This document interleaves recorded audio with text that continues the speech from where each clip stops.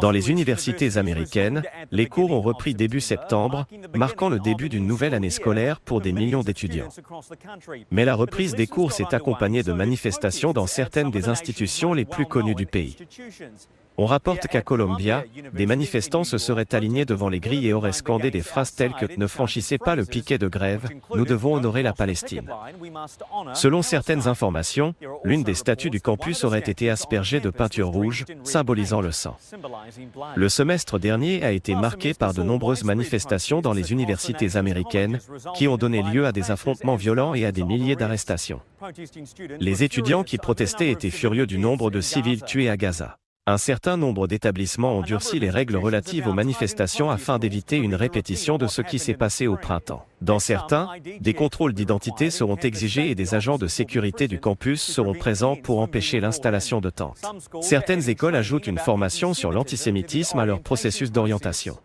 Beaucoup d'universités disent que les étudiants n'ont pas le droit d'avoir des tentes, qu'ils n'ont pas le droit de manifester à certains endroits ou après certaines heures. Il semble donc peu probable que nous voyions le même niveau de protestation et de campement qu'au printemps, simplement en raison de la réaction des universités et des mesures qu'elles ont prises pendant l'été pour essayer d'empêcher cela.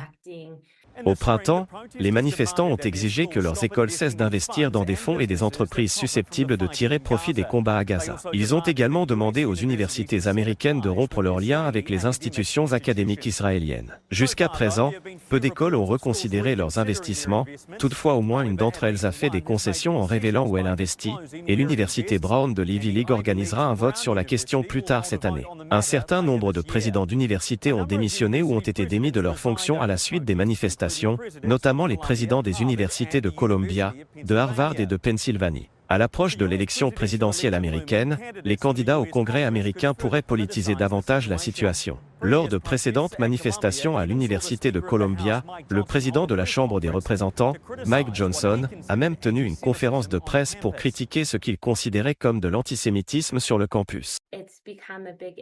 C'est devenu une question assez importante et assez hétérogène, sans seulement parler de ce qui se passe à Gaza, mais aussi de la façon dont les manifestations peuvent faire en sorte que certains étudiants se sentent en danger, et de la façon dont les universités doivent se réglementer sur ces questions.